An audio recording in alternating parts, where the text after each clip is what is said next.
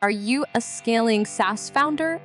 Ready to make the leap from leading a team to leading an organization?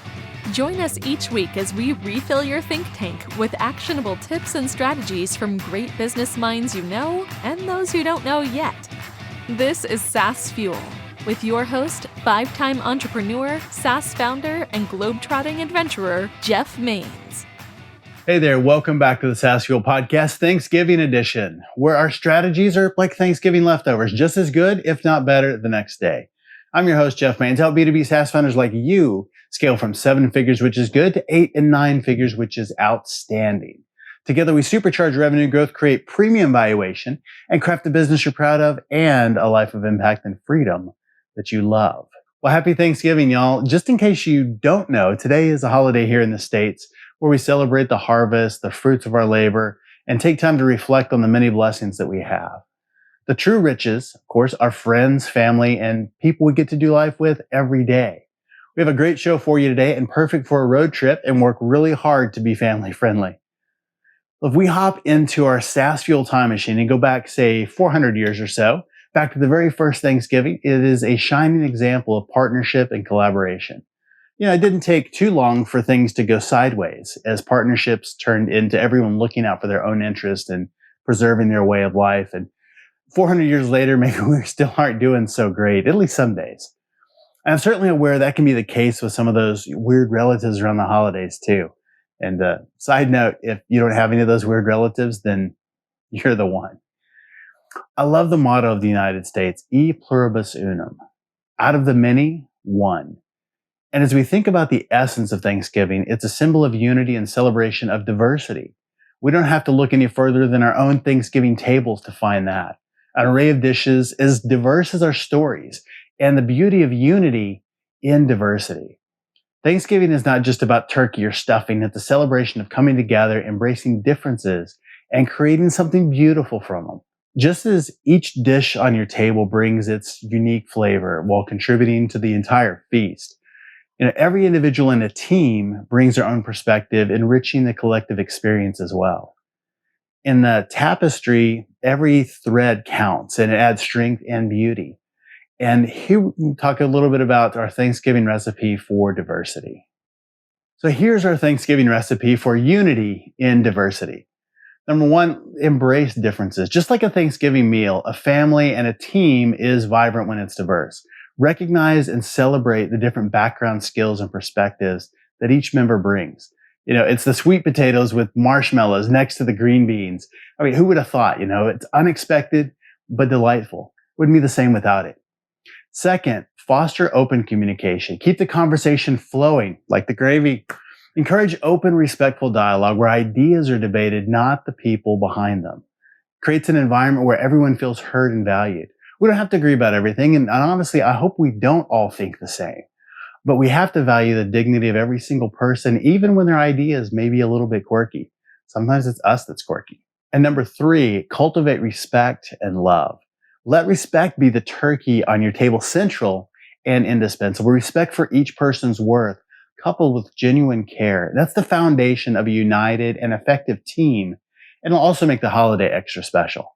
As we enjoy the richness of different dishes, let's commit to building spaces where differences are not just tolerated, but embraced, where communication is open and every voice is respected, where we debate ideas, respect people, and love one another.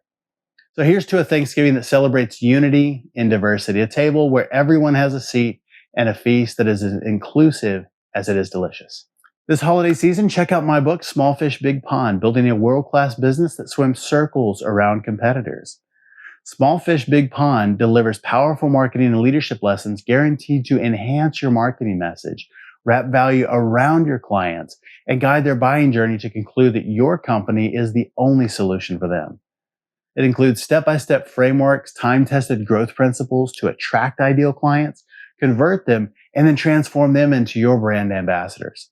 Pick up the print, ebook, or audio today at smallfishbigpond.com, Amazon, or your favorite book source. And remember, all profits go to charity. We got some great deals going on right now for Black Friday, and still all profits go to charity. Our founder last Tuesday was Adam White, who has built and sold over 20 internet and SaaS businesses. We talked about building companies that others see as valuable.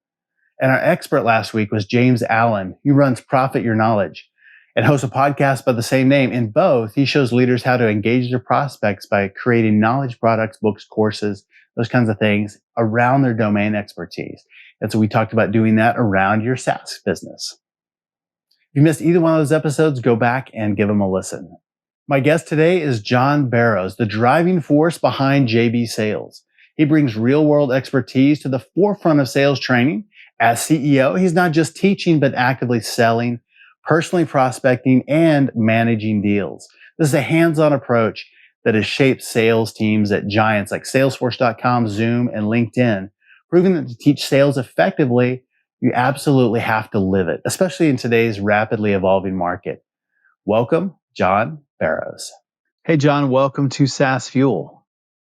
Hey, Jeff. Thanks for having me, man. I appreciate having me on. You're a sales expert and would love to hear about how you got into sales and what that journey has been like. Yeah. I think a sales expert's a relative term here, but yeah, I've been in the game for a while. I mean, my entree into sales is very similar to a lot of people, right? And I'm 47 years old now, so 27, 28, 9 years ago, there was no real degree in sales. You kind of fell into it just like everybody else. Thankfully, now you can get your degree in sales. There's about 200 colleges where you can actually get your master's or major in sales. But back then it wasn't. So I got my degree in marketing. And then, I got into sales with DeWalt Power Tools. And it was interesting because it wasn't the job was it was more event marketing. They had it under the umbrella of sales, but really my job was just to drive around in a Dodge Ram pickup truck and give away free tools to construction workers. So, but after that, that was kind of the first intro. And then about 6 months into that, I got promoted to the Home Depot team. And that was where I had to take, Home Depot obviously had to buy DeWalt tools, but I had to take that $10,000 order and turn it into a $50,000 or $100,000 order. And I did that through, cross sells and all that other stuff. And that's really kind of, a little bit more sales, but still not like hardcore. And then I went to Xerox and I started selling copiers, and not just copiers, but copiers to the government. So it was about as bad as it got. Talk about selling a commodity, right? It's like 45 pages a minute over 42 pages. So anyways, but that's really, Xerox had a great sales training program. Yes, they did. For it back then. And so I went through that. That's where, like I said, and I learned a lot in that role as far as, design thinking and bottom up selling versus top down selling, relationship development, how to take rejection, obviously. And then after that, I started a company with a friend of mine from high school doing outsourced IT services to the SMB market. So when I was like 23 years old, I didn't know what I was doing. So I took every training I could. I took Sandler, Miller, Hyman, Taz, Spin, all of it. And I came across this group called Basho. And I loved it because it was super tactical. It was the training was super tactical, and it was stuff I could actually do. I'm a very keep it simple, stupid guy. Like, it's just give me the basics and let me go. And I used it to help grow Thrive Up. We ended up being the fastest growing company in Massachusetts for a few years in a row. Got us to about 12. Got about 85 employees and about 12 million in revenues, and then sold to Staples. Staples came and bought us. Spent about a year going through that integration. Come to find out, apparently I'm not a corporate guy. I don't have much of a filter, and I really don't like playing politics. So after a little while, Staples offered me another position. They fired me. And then I joined Basho, but not because I wanted to be a trainer. That training company, it was because they had a really interesting model where you had to sell to train, right? Because I didn't really like trainers up until that point in my career. Because most trainers I had come across were field sales professionals or professional presenters. And I didn't want to be that guy. And so Basho was like, no, you have to use this stuff so you sell, so you train, right? And so I liked that. And took on some bigger accounts, brought on some bigger ones. And then to make a long story short, they screwed it up and I took it over. So about 12, 15 years ago at this point, I went off on my own JV Sales and took my clients and brought, got some new ones. So now I work with companies like Salesforce, LinkedIn, Box, Dropbox, Okta, Amazon, Google, a bunch of other companies. Those are the big ones, but there's a ton of, smaller SaaS companies that I work with as well. And I do training for them, prospecting, negotiations, everything else. Yeah. And you still do all that today. I mean, one of the things that kind of one of your core things is you can't teach sales unless you live it. And you still do all that today. Is that correct? And that's the thing. I think it's hard right now. I've always felt like you kind of had to be in the game to teach the game when it came to sales, because our bullshit meters are way through the roof. Sales reps can smell Yep. bullshit a million miles away. And, when you're standing up there and I can tell you've never done what you're telling me what to do, or if you did it, it was 20, 30 years ago back in my day, it's just hard, in general for me to give you any credibility. But now I think is absolute, right? Because there's a lot of, influencers, if you will, that have come out in the past 5 or 6 years about how great they've been in sales and how they were the first person before, and we reached $1 billion company. Right. And it's like, the past 10 years I'm sorry, and I'll say it. If you got into sales after 2000, tech sales, after 2010, it has not been that hard. I'm sorry, it just hasn't. Money's been free, grow at all costs. Clients don't give a shit about ROI. They'll have 4 different solutions that do kind of the same thing. Who cares? Because their top line revenue was the main driver for the past 10 years, Right. when interest rates were so low and money was free. And VCs were just shoveling money into this industry. But blasting out template emails, setting up disco calls with anybody with a pulse, droning through BANT questions, droning through a PowerPoint presentation that nobody gives a shit about, bringing your SE in to do the majority of the work, and then bringing your VP to close it, and then offering a massive discount. Like, that's just not selling. You know what I mean? Like, and now that things are hard, we've skipped the fundamentals for an entire generation of sales professionals. And so now that things are hard to sell, and you layer on AI into this mess, if you are not in the game working and trying and meeting and trying to see what's going on right now, I have a hard time listening to you. So yes, I have my own quota. I sell all my own stuff. I prospect every day. I have 10 to 20 deals in my pipeline at any given point in time. I run discovery calls. I do negotiations, and I train all that stuff so that I can talk about reality. Right. And I can say to somebody, hey, look, I just tried this yesterday. Don't do that. That was a bad idea. But hey, I did this and this worked. Right. And I think that's the key right now is being in the game and being conscious of what's happening right now and trying to evolve. Right. Because right now, if you are not agile as far as your sales process or your approach to anything, I think you're going to get left behind pretty fast. I think you're right. So what is it in today's environment that makes a great sales professional? Yeah, I think it's changing in front of us. With the advent of AI, I really do think that this is the skills needed to be a great sales rep are shifting, right? Storytelling is great, but I think ultimately it comes down to empathy, curiosity, and business acumen. Right? Because a lot of the other stuff can be done by AI. AI doesn't have empathy. Inherently, it does not have empathy, right? And so to be able to, I call it the give a shit factor. Like, for instance, when my reps, when we used to have a team, I'd make sure that they demographically profiled go find your top 25 accounts. Like, who are the top 25 tier 1 accounts that you want to get into, right? And based on very basic demographic information, size, industry, number of employees, those type of things that we all know. But before I would allow them to call into those accounts or prospect into those accounts. I told them, I want you to come back to me and tell me why you personally want to work with that company. Like, personally, like, what about them outside of the fact that they fit our profile is a reason why you want to work? Is it because of their values? Is it because of their leadership? Is it because you really think their product's awesome? And, whatever it is, what's that connection that you have? Because once you make that connection, your communication could be a lot more authentic. But the problem is we've over-engineered the sales process right now, and we've turned these reps into robots and forcing them to do every single component of the sales process and check every single box off, and therefore empathy is gone. We've turned sales way too transactional, and there's the give a shit factor just isn't there anymore. Reps don't think about the person that they're reaching out to. They think of them as a number. They think of them as an email, as a cadence. And I think that's the biggest part to me that I think you need to be successful in sales, because you got to ask yourself right now the question, which is like, what can you do that a computer can't? Because if a computer can do it, then like, you got to look over your shoulder and say, like, how much longer am they going to pay me to do this?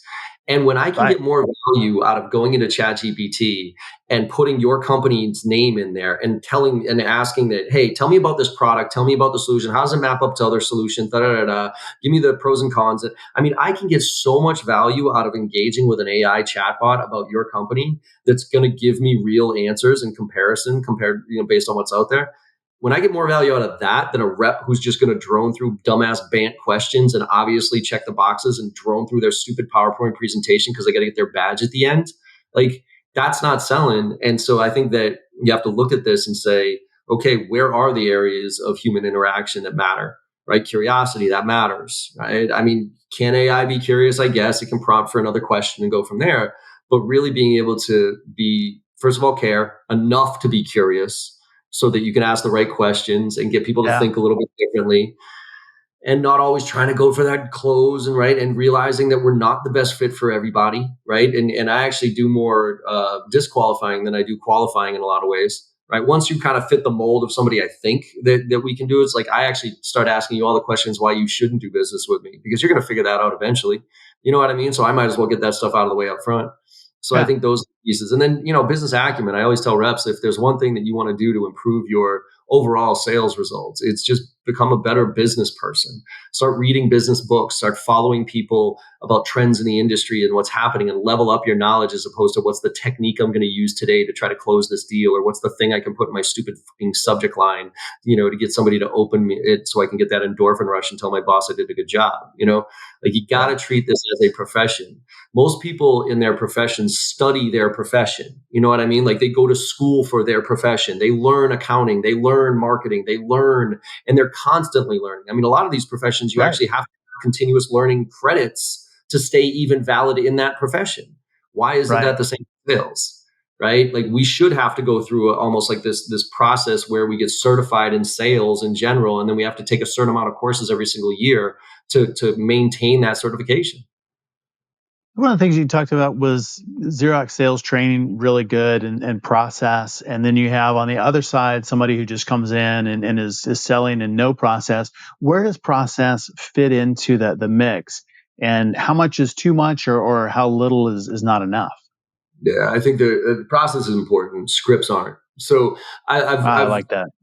like structure, not scripts. That's the key, right? So I need structure, but scripts. I've loosened. I will say I've loosened my opinion on scripts a little. I used to shit on scripts all the time, like, gross, whatever. But when you don't know what you don't know, a script is actually pretty helpful, obviously, right? Because it's like, okay, cool. But the thing is I want to I want to certify you on that script, just like the slide deck. Like, when people come in and they want to be trainers for me, the first thing they have to do is they have to present the slide deck like I present it. I need you to go through every single slide like you can, so I know that you know how to tell this story, if you will.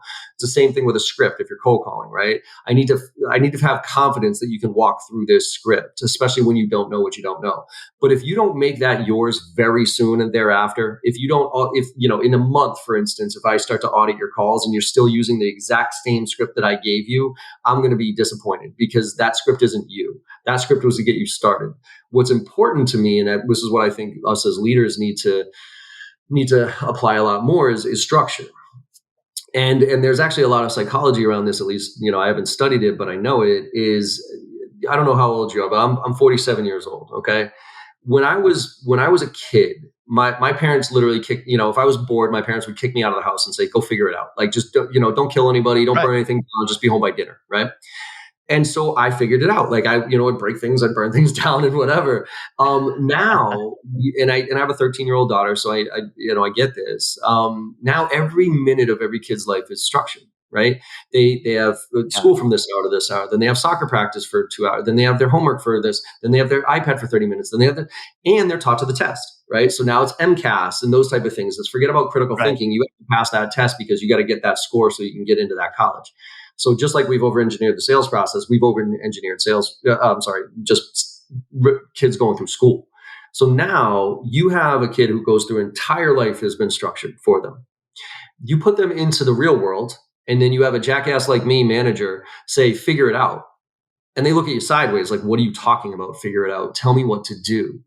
And Right. most Right. people in my role, when you say, tell me what to do, oh, you don't know what to do. I'm going to tell you exactly what to do. Here's a script. Here's a template. And if you give a script or a template to a kid who's been taught their entire life within a structure and a template, they will do the script. They will send the template. They won't think about it. They'll just do it. But if you give them Right. structure to play within now, right? Because I don't know about, like, for me, you put structure on top of me and I try to break it. I'm like, nope, there's got to be a better way. I don't like Right. structure. Don't put structure on me. But I love building structure. I love building structure. These kids thrive within structure. If they don't have it, they tend to fall apart, but they thrive within it, and they'll actually execute better than I ever would within that structure. So I think that's the balance here of what leadership and management has to do, is provide a structure for the kids to play in, and then test and try different approaches to figure out what's working and what's not. I think this is really, really good. A good way to look at it, and that's exactly something I struggle with early on. Is making hires and just saying we figure it out, or putting somebody into a role and here's what I need done, and figure out how to get from point A to point B.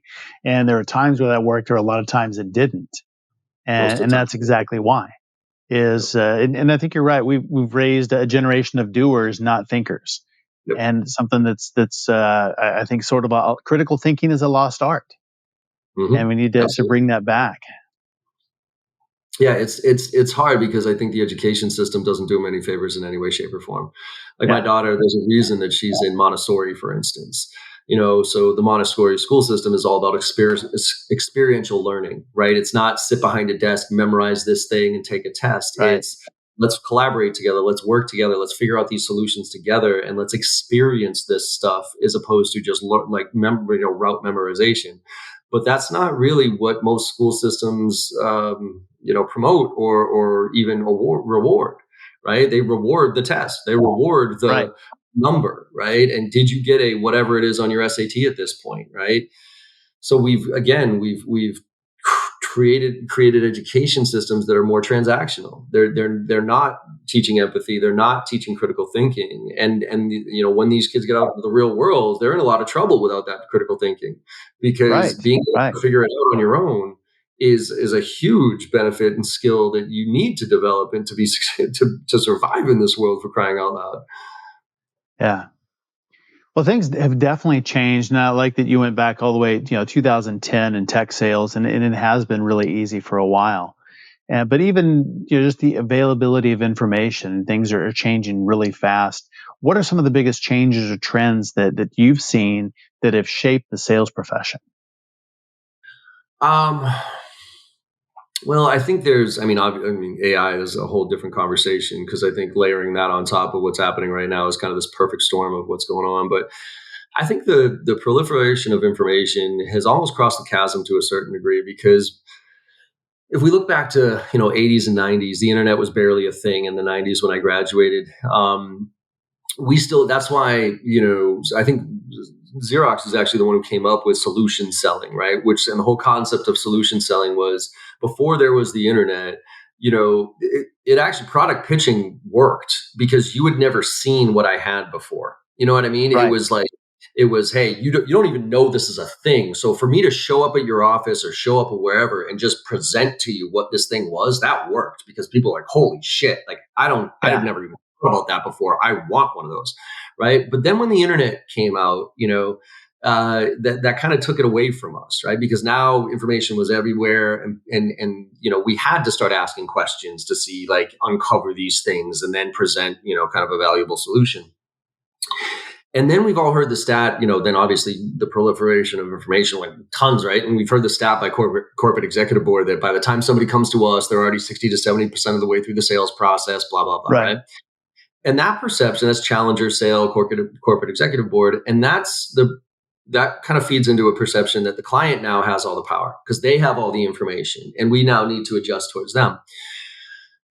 The problem, though, is I think recently, and corporate executive board recognizes this with their new book, Jolt. I think there's now too much information, right? So we talk a lot about the fact that, well, some of our biggest competitor is no decision, right? Well, with Yes. Jolt, I recommend people thinking about, like, no decision, right? So most of us lose to no decision; they just don't make a decision. Um, Right.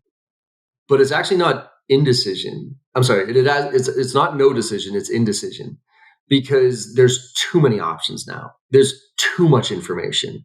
So now these clients are stuck in this analysis paralysis scenario where they don't even know what to do with the information they have for them. So actually, where I think sales reps can come in and add a ton of value, because this is where, the perspective of sales rep comes into play, because there's a stat that Gartner came out with recently, that they interviewed Gen Xers, boomers and millennials and B2B buyers. And they found out that on average, 43% of people want a rep free experience. They do not want a sales rep involved because most sales reps are useless, quite frankly. They, Yeah, again, right. scenario that I 100% have, true. ask Bant questions, drone through demos, push them through their sales process. Right. That's bad news for us, right? The good news, though, is that of those 43% that wanted a rep-free experience, they had a 23% higher regret rate. So they regretted the decision more than if they didn't Mm. have a sales rep involved, which to me tells me there's a ton of value for sales to add to the equation still. It's just different than we have been treating it for the past 10 years. And I think this is about helping people make decisions, not necessarily try to convince. Like, I believe that in sales, if you were trying to convince somebody of something, I think you're doing it wrong, right? Sales is about Yeah. helping people solve problems or achieve goals. And if your problems aren't big enough and your goals aren't big enough, then why are we having this conversation? And so I think that's where it's our job now to kind of macro out and and increase our business acumen, try to understand what's happening in the macro environment, and then bring that down to clients to help them make these decisions. And guess what? Sometimes that decision is not for us. We have to be very conscious here that we are not the best fit for everybody, right? Right. And it goes back to why I disqualify more than I qualify, because I want to make sure that this is the right fit. We're not in a situation right now where you can stuff something down somebody's throat and not expect to get some bad reviews for it, not expect that to hit you on your NPS score, not expect that to, ding you in some way, shape, or form. And because that reputation is so important out there with all the tools that people are using to evaluate vendors and everything like that, you have to go find the exact type of client that you can add the highest value to, right? And so I think that's where the shift of information, because like I said, I think we had it all, then the client had a lot of it, and then they have too much, so now we have the ability to come back in and filter that information to help them make these decisions. And that's a skill, that's a developed skill. I think I'm worried because 47 years 27 years in the industry, I've personally learned a lot just through osmosis and trial and error, right? But I also, a lot of it face to face. I did a lot of it in the bullpen. And now that we're all standing behind Zoom and we're all doing virtual meetings and all that other stuff, a lot of that development, as far as that give a shit factor, that being able to siphon that information and engage with somebody and help them make the decisions, I think a lot of that has gone away because of this virtual world that we're in. And so now it's become even more transactional than it ever has been, which is really concerning. Yeah. Yeah. Well, you mentioned several different methodologies. You have consultative selling, solution selling, challenger sale. Do you have a favorite one, or does it depend on the industry? Well, I got mine, so that's my favorite. But no, I don't think there's Of course. any. Well, tell me about yours. Yeah. No, look, I'm not a methodology guy, right? So for me, I remember early when I was taking all these trainings, the Sandler, the Miller Hyman, and that type of thing. I kind of went in with, I think, what was the wrong mentality of, oh, well, these companies have figured it out. They've created a whole process around this, so I got to follow this methodology. And what I realized was some of the methodology was good, but other areas I was like, really? Like that doesn't make a lot of sense. And so for me, I think it's important for anybody to basically build their own methodology and take the best of all the different pieces, right? So experience all of it, but then cultivate and drive your own methodology for your organization of what makes sense. And again, it's good to have a structure, right? Some of these methodologies have a good structure, but there's pieces of it within that structure that are better and worse. Because, for instance, Sandler, I love Sandler for qualification, right? So when it comes to the pain funnel, the upfront contract, the reverse questioning, that's great. But Sandler is dog shit when it comes to prospecting. Like, just absolutely horrible. They teach people, oh, this is how to make a cold call. Like when they tell people how to make a cold call, literally they tell them, this is a cold call. That's how you should make a cold call, right? Like, come on. So now my stuff, like my specialty is prospecting, right? Okay. I don't think there's anybody else out there better at driving front end quality meetings with what I do. Now, my discovery stuff is good, but I would actually bring Jim Keenan from Gap Selling in for discovery, or if that is your problem, for instance. So if you're talking to me right now, going back to selling, and I'm trying to sell you on my services, and you tell me you need sales training, well, I'm going to dig into that. What about sales training? What component? And after a bunch of questions, if I come down to the fact that your biggest problem is discovery, and that is it, Like, yeah, you want to do better prospecting, and yeah, you got to get better at negotiations. But if you're like straight up like, yeah, discovery is really where I'm going to say, you know what, I'm good at that. I'm not great at that. You need to go call Jim Keenan. You need to go call Sandler. You need to go call that. Okay, cool. And then when it comes to negotiations, right? There's like, my friend Todd Capone is really good at the transparency sale. And so my point is that there's all these methodologies out there that I think are, in my opinion, archaic at this point when it comes to, like, if you're going to subscribe to a singular methodology, I think you're doing yourself and your business a disservice, because there's not a singular methodology out there that is agile enough right now to address what's happening, right? Like Miller Hyman, Yeah. let's use them. They are fantastic for enterprise selling. Like if you are a major account seller and you have 5 accounts and that's it, Miller Hyman's fantastic. It's going to help you map out all your white space and all these different things and figure out where all your, everything is. But if you're in mid-market or SMB sales, mid-market, Miller Hyman's horrendous. You know what I mean? Right. So there's all these little pieces that I think we should be pulling to develop our own. And that's why I've never been really, again, it goes back to, I'm a structure guy, not a methodology guy. I think methodologies, are more scripts, and structure to me is something that I can start to pick and choose and find my favorite pieces to put this all together. Yeah. Is there one you found that works particularly well for SaaS? Or does it depend on, again, enterprise or mid-market SMB? No, because again, I think it depends on your ACV. It depends on your market that you go after. It depends on your personas that you sell to. It depends on what you sell, right? I mean, if you're a transaction, if you're selling a $5,000 piece of software that somebody can just buy and implement on their own versus a $2, $3, $4 million thing, and there's vastly different sales processes that can be involved in that. And unless you're in like a company like Salesforce, for instance, I mean, there's no one methodology that can help support Salesforce. Exactly. Right? Yeah. I mean, they have VSB, very small businesses, then SMB, then mid-market, then enterprise. You're going to tell me you're going to apply one Completely methodology? different. You're out of your mind, So I don't think there's one in the SaaS industry. Now, again, I'll lean on the fact that the reason that the majority of my work is done in prospecting is because nobody has there's no methodology on prospecting, nor should there be, quite frankly. And nobody has a great answer for it, right? So the structure that I use and the process and the training that I do brings them to the point where they can kind of, I teach them how to, fish, if you will, as opposed to giving them a fish. Whereas a lot of these tools, like the outreaches and the sales lofts and the AI tools that are coming out, that's basically giving you the fish, right? It's like, yeah, push this button and fucking send out a million emails type of thing. But that doesn't build business acumen. That doesn't build a thoughtful approach to this. So, I don't think there's one. I recommend my quote unquote competitors all the time. I quite frankly don't consider my competitors. I always told my team, if you lose a deal, it's because either A, you were not the right fit, or B, you need to get fucking better at selling because you just got beat, right? It's not because the client, and I don't give a shit if the competitor lied about us. That is okay. Take that into consideration. Get better.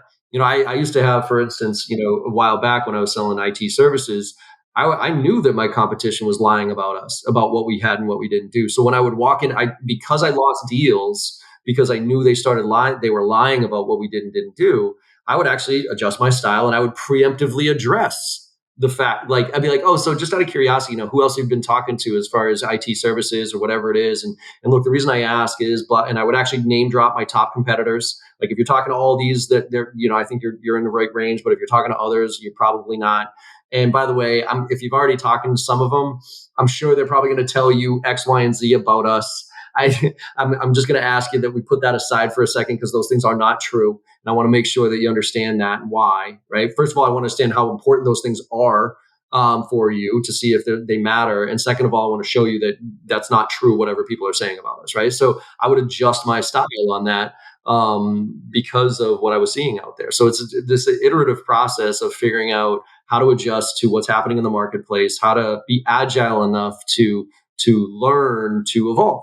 And I think that's what too many people are stuck in this route, go through the motions approach. And quite frankly, we've turned these reps into robots and now they're getting replaced by robots. And, it sucks, it's true, but it's happening. Yeah.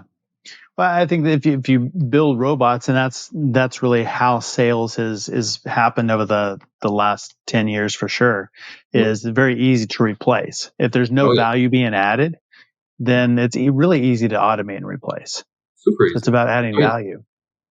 exactly, and that's the thing. It's like when I can get more value, like I said, when I can get more value out of going into ChatGPT and asking it questions about your company than I can with you, like why do I need you? I don't. Right. You know, Right. I really don't. I mean, even now, like I talk about like questioning skills and curiosity. I mean, shit, some of these AI tools that I'm throwing, like I'm playing around with, they're curious. Like they Yes. prompt you, put a question in, and then they give you an answer, and then they give you like 3 or 4 other questions you should be asking. And it's like half of the time I look at those, I'm like, shit, that's actually a really good question. I didn't even think about asking that. And Yeah. that's the like and like I would teach reps, like if you can ask a question to somebody that gets them to pause and think for a minute and like really think, right? Like not just like, oh, that's a good question and then answer you, but like pause and go, huh, that's a good question. That is adding value to my life because you're getting Yeah. me to think differently about something, right? And the danger Right. that I'm seeing right now is that these AI tools are adding more value to me than a sales rep is because they're asking better fucking questions. So Yeah. it's interesting out there right now. So you think there's going to be a point where salespeople and AI are more working together, or do you think that Oh yeah. AI is going to replace them? No, no. Well, I think it's going to replace a large portion of the sales population. Absolutely. There's no Sure. question about it. I mean, I think this is the 80-20 rule, Pareto's rule of, I think that the majority, quite frankly, and I'll, macro this out. I think 80% of our population, forget about sales, are a bunch of fucking sheep, quite frankly. And they're just all going through the motions and doing. And that's why I think a lot of sales reps are, and some to their fault because they're just checking the boxes and that type of people they are, but also because we've conditioned them that way. Right. I mean, like a lot of Yes. people, I use the analogy of like the trophy generation, right? Everybody gets pissed off at the trophy generation. Oh, these kids want a trophy. Well, who gave them the Yeah. fucking trophies? Who Right. gave them the trophy? The parents did. So it's Exactly. not their fault. Like when I was a kid and I lost, I felt bad, right? But my parents were like, well, if you don't want to feel bad, get fucking better. You know what I mean? Like win Right. next time. And so I figured out how to win. Well, now a kid loses, still feels exactly as bad as I did back then. But now instead the parents like, oh, it's okay. That type of thing. It's the same thing with these sales reps. It's grow at all costs, go go go. A 60% button seat's been better than a 0% button seat. So I don't care. We don't give feedback anymore because people are too sensitive about that, and I'm worried about you telling HR on me. So all this stuff is happening, and now we have to recondition, we have to re-educate ourselves on how to leverage this technology so that we can bring out the best of what humans can have here. And so I think this is the analogy that try to reverse engineer of where we've gotten ourselves into, but without ignoring what's happening right now. Because if you take AI out of the equation, whatever, we're getting slightly better. We need to get better at fundamentals and those type of things. You put AI, and this accelerates the fact that we all have to step up now and figure out how to live in this new world with this stuff. And the analogies that I use are, one couple of them here. One is back in 2017, there was an email that a rep sent me that was written by an AI bot, and it was based off of my email, and it was super personalized, and it took seconds to write, and I freaked out. I was like, holy shit, because that's one of the things I train is personalization, like how to go on somebody's website, do some research, and write one of these emails type of thing. And Gary Vaynerchuk, who I'm a fan of, he has this 4D session where you can go to his office and, you and 15 other entrepreneurs, like all of his executives come in and teach you what they're doing with the biggest brands in the world. And then Gary comes in at the end and does a Q&A with you. And I had just seen this AI email and I was genuinely freaking out. And I asked Gary, I was like, Gary, I just saw a robot write an email better than I ever could. And I've been doing this for 10 years and it wrote it faster than I ever could. I go, where does that leave us as sales professionals, right? If a robot is now can do, and like if what I train is now a Gmail plugin, like where does that leave Yeah. us? And he goes, John, don't worry about the tech. You're not going to beat it. He goes, just be the last mile. And that's what sat with me. He's like, look, let it do all the work. Let it do all the heavy lifting. Let it do the research. Let it even write the emails for you. But right before you hit send, make sure you humanize it. Because as long as there's a human on the other end of that line, a human on the other end of that email, whatever it is, Yeah. there needs to be that human touch to it, right? So that's where my head's at as far as be the last mile. And then the other analogy that I'm trying to get people to think about, because this is where I think the sales is going, is you have to be the Iron Man or the Iron Woman of sales. And when I say that, if you think of Tony Stark, right? Tony Yeah. Stark is a human being. He has everything. He's good looking. He's rich. He's super smart, right? Jerk. Anyways, but as a human, if he goes out there and tries to fight these aliens, right, he's going to get smoked. So Right. what does he have to do? He has to create the suit. And I don't know if you remember the Yep. first Iron Man. Remember when he was in the dungeon, like in the dirt hole, and he created the Yeah. Iron Man? And he came out and he killed all the terrorists, right? Well, that was a big clunky fucking thing, and then he crashed it and it blew up all over the place. Okay, so Right. that's what tech is, quite frankly. But then he took the suit and he added AI to it. He added Jarvis to it. Yep. Now you have the human, the suit, the tech, and the AI working together, and now you got Iron Man, and now you can go out and whoop any robot's ass. And so that's where I think the sales reps, we got to look at it and say, how can we let these robots do all the stuff that we don't need to do? Do the research, do the prep, do all these things, record the email, record the conversation, summarize the conversation, import it into Salesforce, update my shit. Like, how can we figure out how to offload all the automated shit that should be happening to technology to free us up so that we can have genuine conversations with people, so we can be that last mile?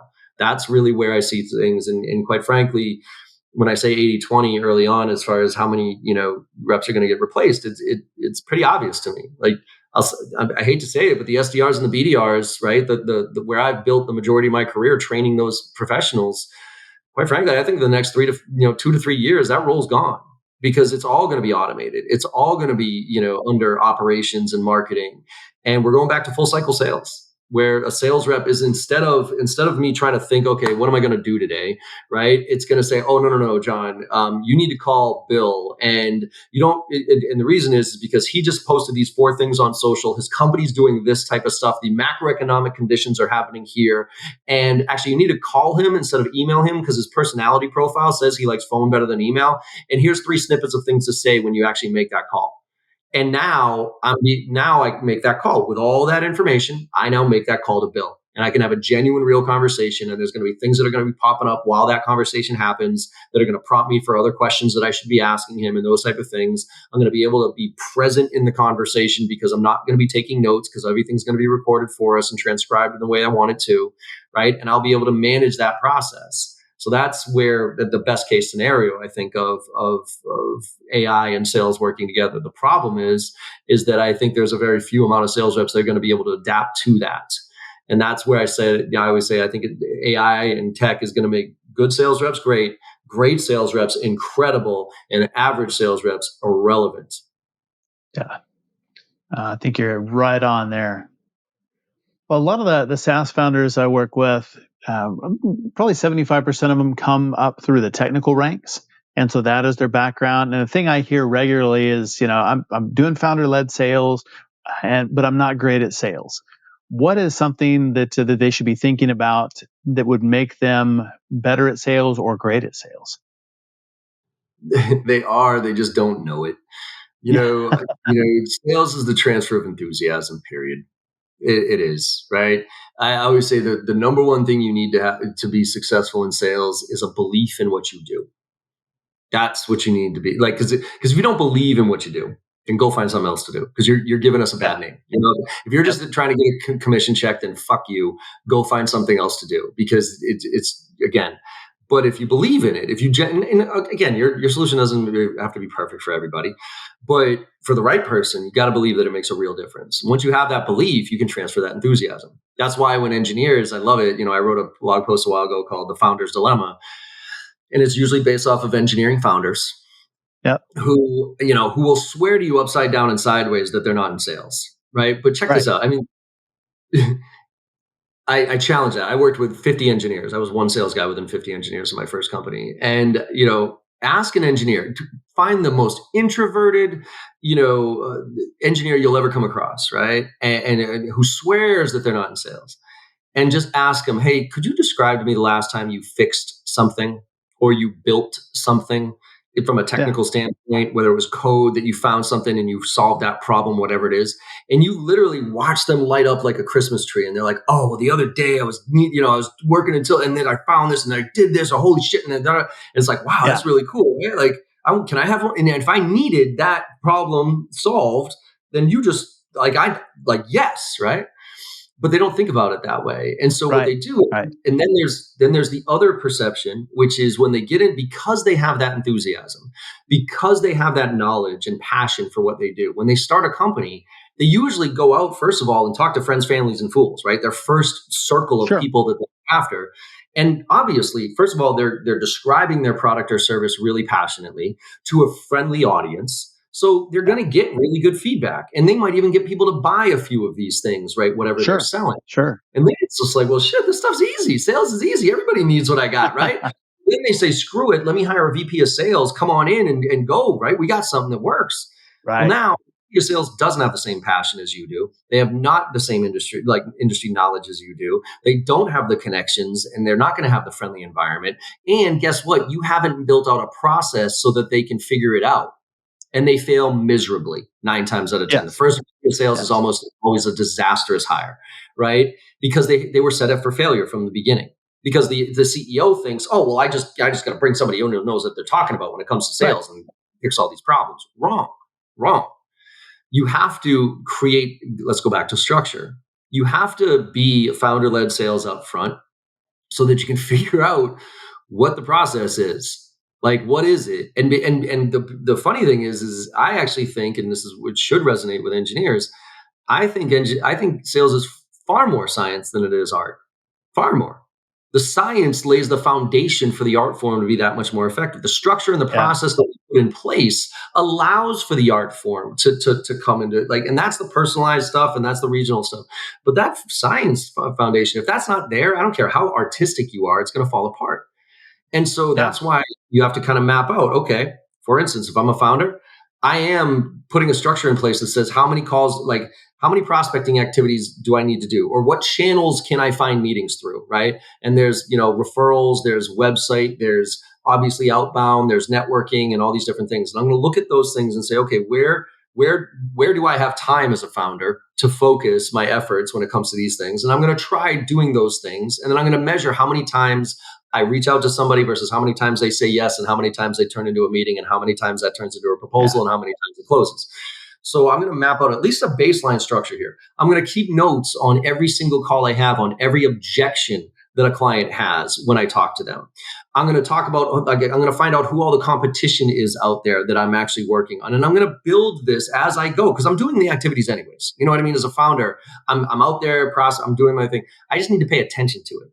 And I need to boil that down into some type of meaningful structure that I can then hand to somebody and then bring somebody along with me. I actually, instead of getting a VP of sales at a super expensive, unless they are in your industry, know exactly what to do and take you to that next level, I'd actually rather hire that 24, 25, 26-year-old kid and have them sit with me in meetings and watch the game and let's develop this together and then eventually transition so that they can do it and bring me on board as opposed to me bringing them. And then they will evolve to the VP of sales eventually because I'll teach them how to do it.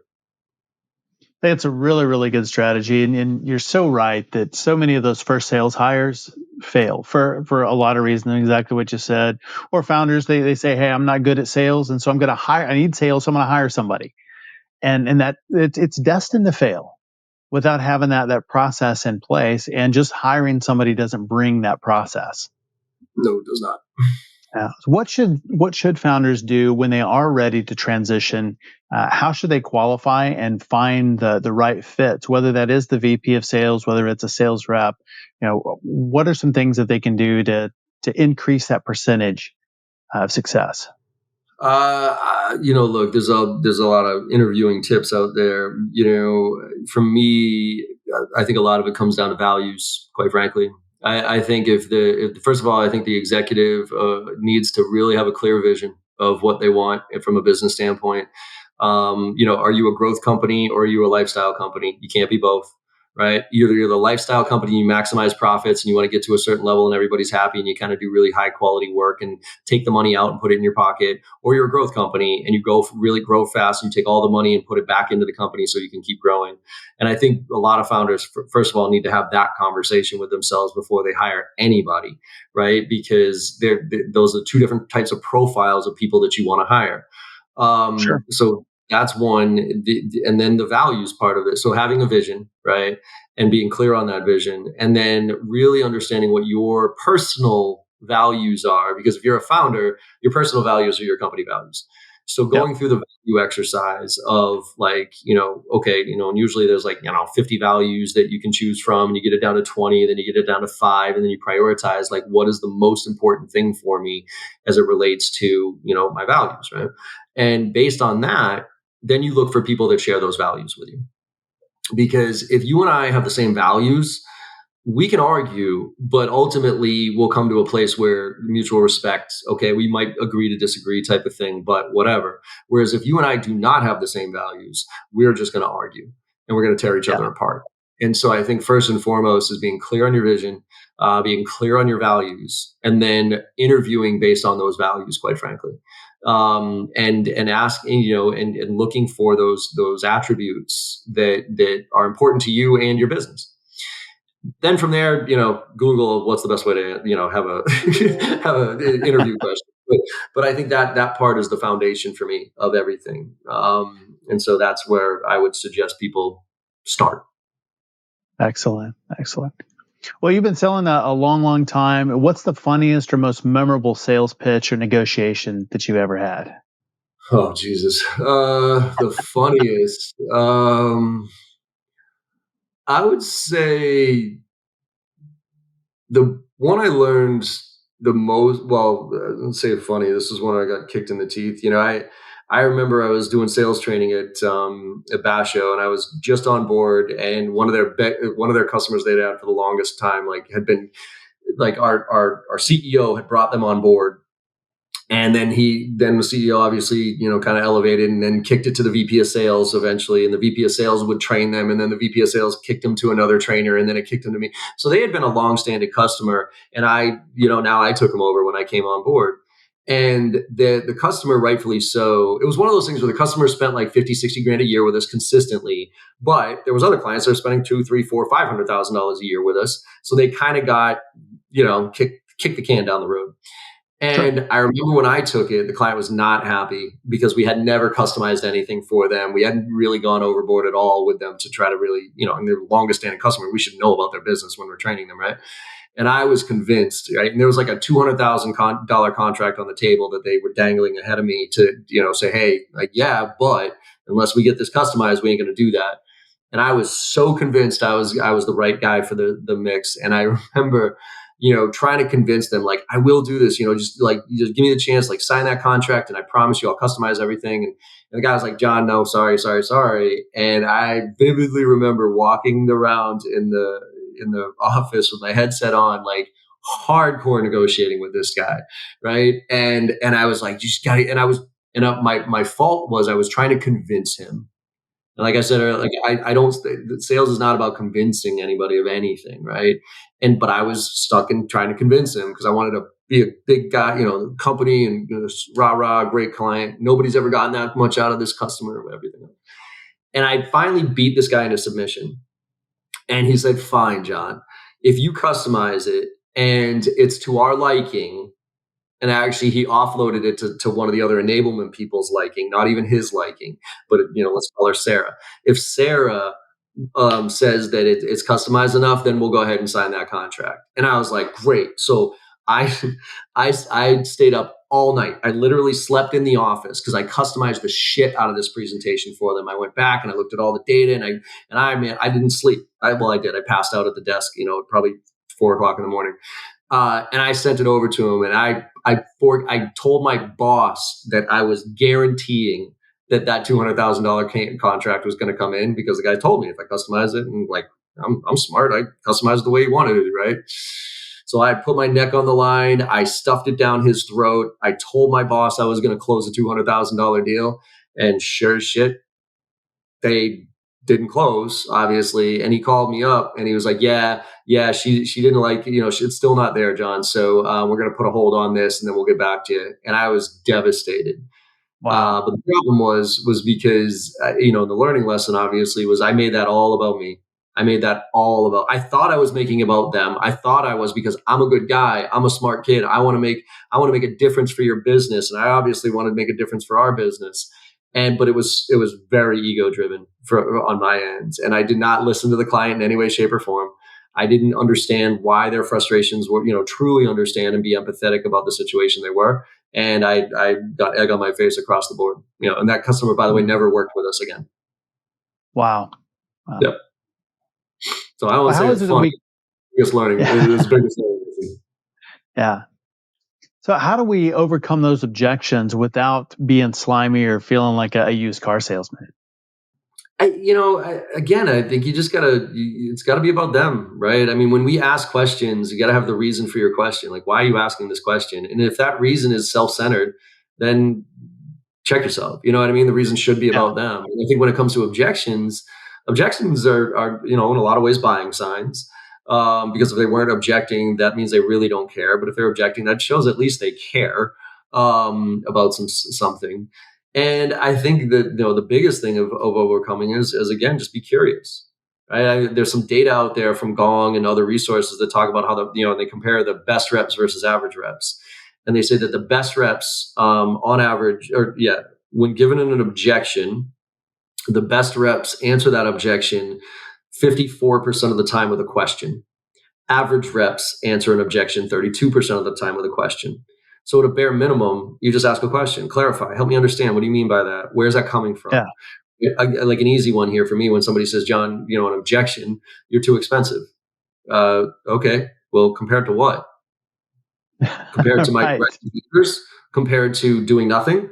Compared to missing your quota this quarter? Help me understand. And by the way, how do you look at cost? Do you look at it as the price on the page that I sent you, or do you look at the total cost of ownership, or do you look at help me understand, right? So and I'm not saying that to be a jackass. I'm not saying that to deal with your objection. I'm saying that because I'm genuinely curious where that's coming from. Cost is a relative thing. If I can make you $20 million, then cost is irrelevant in my opinion. I could charge you $10 million for something, if I could convince you that I would bring $20 million of value to that, right? So that's where I think we need to do, discovery. I mean, and that goes back to discovery. Like, the tactical component of dealing with an objection is best way is to ask a question. But if you reverse engineer it, it's all about discovery. It's the questions you ask during discovery to uncover those real pains, that real impact, that real problem. And then you have all the information you need to battle whatever objections, right? If you're seeing objections that surprise you at the end, you've done something wrong. You know what I mean? You should know, if you're the high cost provider in your space, you should know they're going to bitch about price. So you should deal with that early. Of course. You know what I mean? You shouldn't be like, oh my God, you think we're too expensive, even though I know we're twice as expensive as all the other options out there? Holy, I didn't realize that. Bring that up front. One of my favorite objection handling techniques is the preemptive strike, where the objection's coming, you just use it before they do. Yes. Yeah. Price is an easy one. Hey, so when you ask me price, right? So John, how much is this? Well, let me ask you. I'm happy to share with you price. I need some parameters here of how many of this and how many of that, so I can give you a range here. But let me ask you, what's your decision criteria for making this decision? Could you prioritize it for me? When you're looking at all the vendors, what are the things you're going to compare us about? And where does price fall on that list? Because if price is your number one factor for making this decision, we can make this conversation really short, because we're not the cheapest, nor do we ever want to be. So if that's really the thing that you are most evaluating on this, let's call it a day. I'm going to save you some time here. Thank you very much. Right? You should be able to do that. So. Oh, really good. Well, where can people learn more about you and about JB Sales online? Yeah, I appreciate it. So website's got everything, right? jbarrows.com. jbarrows.com. And they can hit me up on any social channels. Obviously, John Barrows on LinkedIn. This sounds like the humble brag. It's not. It's more annoying. I've hit the 30,000 limit on connections on LinkedIn, so I can't accept any more connections. But you can still follow me and mail me, those type of things. If anybody wants free training or has questions, they can hit me up on Instagram. I got my Instagram handles, John M as in Michael Barrows. That's where I do all my free consulting if people have questions. And then I got my podcast too, right? I got the Make It Happen Monday podcast, where we have conversations similar to this about business, entrepreneurship, all that stuff. So a bunch of different ways, but the website's probably the easiest way to go find out as much as you want. Fantastic. We'll make sure and link all of that in the show notes. Absolutely. But John, I really enjoyed our conversation. Thanks for being on SaaS Fuel. Yeah, thanks for having me on, Jeff. I appreciate it. Thanks again, John, for coming on the show and sharing your insights. You can learn more about John at jbarrows.com. As always, all links, highlights, resources, and full show notes are available at saasfuel.com. And be sure and check us out on YouTube as well. Subscribe or follow us there, and everyone who subscribes this week gets an instant leftover replicator. Enjoy your favorite Thanksgiving dishes all year round. Scan your plate and voila. Never say goodbye to grandma's stuffing again. Join us next Tuesday, where our founder is Andrew Swiler, founder and strategic entrepreneur. He is the CEO of Lanteria. We'll be talking about the art of persuasion, skillfully converting B2B SaaS leads into super happy customers. And next week on our SaaS Fuel Expert Series, we follow that up with virtual CMO and go-to-market builder, Mark Donegan. We'll take a deeper dive into B2B SaaS marketing and what will work in 2024. Happy Thanksgiving, y'all. Remember, debate ideas, respect people, and love one another. I'll see you next time. Safe travels, and as always, enjoy the journey. Thanks for listening to SaaS Fuel. Full show notes for each episode, which includes a summary, key takeaways, quotes, and any resources mentioned, are available at saasfuel.com. Be sure to follow and subscribe wherever you listen to podcasts. And if you're enjoying the content and getting value from these episodes, please leave us a rating and review at ratethispodcast.com/saasfuel. We'll be sure to read these out on future episodes.